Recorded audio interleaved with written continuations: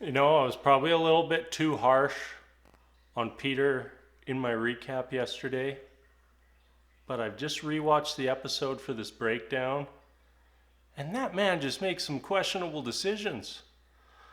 Let's just get into it. And I think we're gonna have fun here. Kelly, I've crunched the numbers.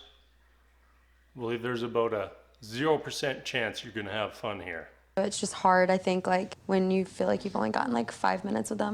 So you're feeling like you've only got about 5 minutes with this guy, yet everyone here is prepared to take him home to meet their families. Just be very honest with all of you. And by honest, Peter means he's gonna need to see you cry. Have you tried the ceviche here yet? How on earth could have Madison possibly have tried the ceviche in Lima, Peru? Do you think she just like hops on a plane on the weekends, zips down to Lima just to scoop up all the ceviche from all the local food trucks? No! Yeah, kind of badass, huh? Peter, I'd hate to break it to you. There's nothing badass about cutting your head open with a cup. Dude, literally looks like you got like in a fight with a tiger or something. I know, that's the new story. I you should defended tell you from people a that. tiger. Peter, you already tried to convince everybody that you got attacked by a puma. Nobody was buying it. And now you think people are gonna buy you getting attacked by a tiger? I can definitely see her as kind of my best friend. My best friend that you could also fall in love with. Here we see Peter starting off his double standards train for the day. See, friendship is all right with Madison, but other people, a big red flag. I felt like I was like, okay, I don't want him to like have fear. Like, So I totally get what Madison is saying like oh God. But she hasn't had a ton of conversations with Peter about the full extent of what her faith means to her. this scene just felt so awkward to me. Like, did the producers ask them to go and just awkwardly dry hump at the front of the boat? It just felt so weird. Oh, Madison, you got dance moves that might be worse than me. Today has been really, really, really special. And I'm not sure if Peter's gonna be able to take Madison when he goes line dancing with the bros. We literally have a dinner under stars. it's so pretty. No, Peter, those evenly spaced lights on the ceiling are just called lights. This has been really, really, really hard, but Why so? You see how Peter just lights up there? Like Madison's just starts to pour her heart out and Peter's just like, oh yes, she's gonna cry. I love it when they cry. Nothing gets me off like them crying. in a marriage, like I want someone who also has that relationship with the Lord. And So Peter, Madison wants to know, real simple question, are you a man of God? Peter, you there? Peter, it was a real simple question. Oh boy. How deep are we into this silence now? Like 10 seconds? I'm sure it will end soon. I'm starting to feel awkward and I'm not even there. Peter, this is just like a yes or no question. Are you religious? Oh, Peter, what are you doing, man? Just answer the question. I do feel like my faith could be stronger. For those of you that couldn't decipher what Peter's saying, no, he doesn't go to church. Yeah, I'm falling in love with you. The date's going poorly. Time to bust out the old L-bomb. Uh-oh, payback time for Madison. Let's have some more silence. Those facial expressions are not saying to me, I love you too. Madison, just say something. You know, this is getting too awkward for me. Let's go on to somebody else. Hello, hi, my name's Natasha, and I have not been on a one-on-one. Oh, hey, Natasha. It's nice to finally see you in an episode. You're finally getting your time with Peter. I'm sure it's not way too late in the season for that. It's like 2 weeks ago, all your girlfriends. Okay, you went there. You had to go there. Natasha, did you just make a joke? How dare you? Peter hates jokes. Natasha's a blast. Like, it's never dull with her. It truly is never dull. We just are always having fun. Oh no, the dreaded F word. Fun. Well, Natasha, I'm sure we'll see you in Bachelor in Paradise. You know, when I do think of what I want in my wife, Natasha has a lot of those qualities. We get each other. We get along really well. You know, Natasha, you seem like the perfect woman for me. I guess I'll have to send you home because you're just not enough drama. But I feel like it's just like a friendship with us. You know, I do. I feel like it's more that than like romantically. So you're looking to be friends with Madison. You said you want to be her best friend. But any sort of friendship with Natasha is a negative to your relationship. Yeah, totally, Peter. Totally. I'm like winded after climbing up that. If Peter and Kelsey are exhausted and they're the two people who are actually in shape, what was that poor cameraman going through? He had to climb up even higher up the mountain just to get that shot of them. And I see a future with Peter, and I want him to meet my family. Here we see Kelsey getting emotional even before the dinner part of the date gets started. A lot of fun today. Yeah. We had I a had fun lot of day. fun. I know. It wasn't serious. It wasn't emotional. Uh-oh, Kelsey. You and Peter had fun? This could be the end of it for you. My dad will not be there, and that's okay. You know, I'm just gonna have to pause for a second and say, heading into hometowns, when we go to Iowa, if they have Kelsey's whole family there and then her dad shows up, I am going to be furious. The producers, it felt like, have manipulated this whole season, and if they went with that low blow, I might just stand up and walk across the room and turn that TV right off. We're going to Iowa. We're going to Cleveland!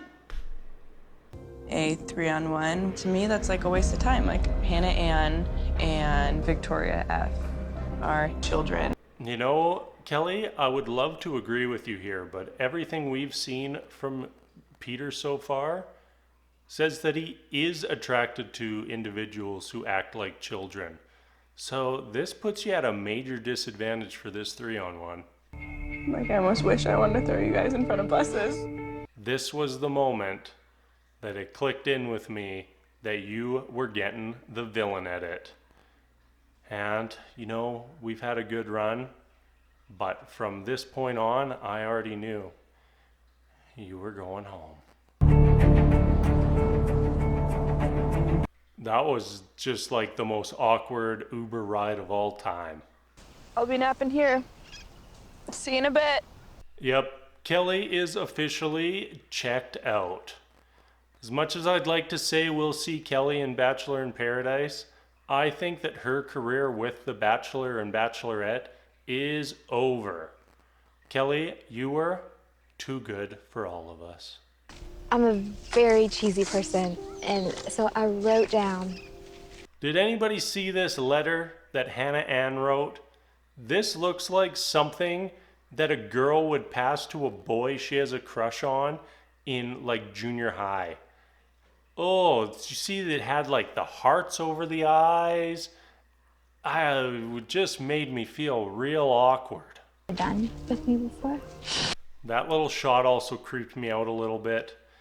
Really made me think that Peter was Hannah Ann's father.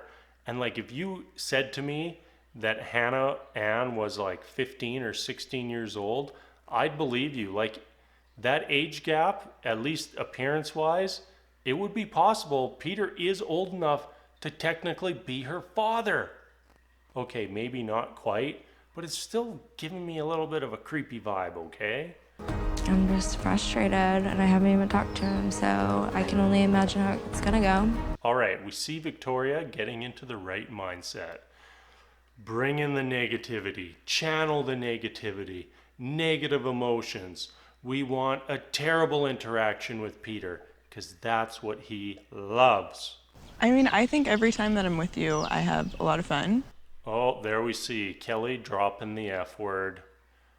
Peter does not appreciate having fun. Time for you to pack your bags, Kelly. Not every relationship has to sit here and be like jumping through hurdles and super hard and all this stuff. Like, it can be easy and still could be fun. You know, Kelly, you're making sense to every single person on the planet except Peter. He's not here for fun. If you're not crying, you're not taking this seriously. Is it more than just fun for you? Like, look at that. That is just like, he's like, are you, like, just get away from me. I'm so done with you. Are you even having fun here?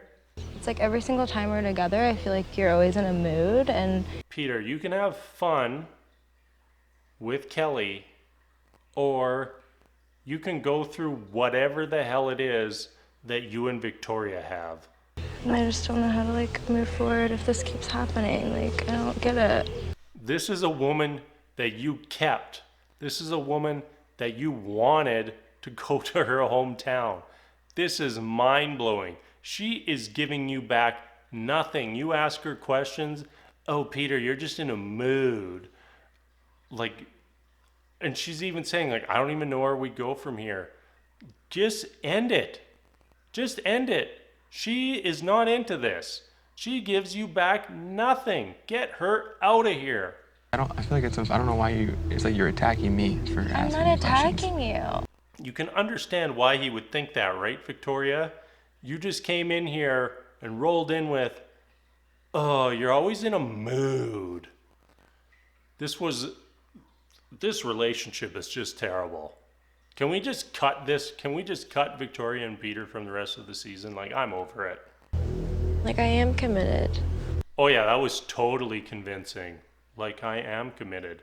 During this conversation, like, she wouldn't even look Peter in the eyes. She's over here, over here. Peter tries to get in front of her. She slips over to the other side.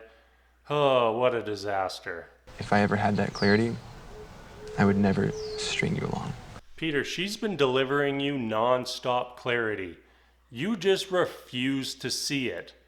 I don't know why you're so blinded here, and maybe you just want a fantasy suite with Victoria F, but it is ridiculous to watch. I cannot believe the conversation just went like that. Well, all of us can. Like, you were mad even before the conversation started. But we all know Peter, he loves that. So here's a rose. This will be it for today. I don't need a dinner. We need to have some sort of count. We need to need to know like how many things got canceled this season. Like how many rose ceremonies and dinners and cocktail parties were canceled by Peter. Like this is another thing just canceled. I love what we have. Me too. I do. It's a little crazy. It is crazy and it's not Right? conventional, but again, I don't mind a little crazy. Yeah, we're starting to understand that a bit more with each passing episode, Peter. Like I look back at all of the disaster contestants that we've had through the years of The Bachelor. If we would have put them all on your season, you would have never been able to make a decision.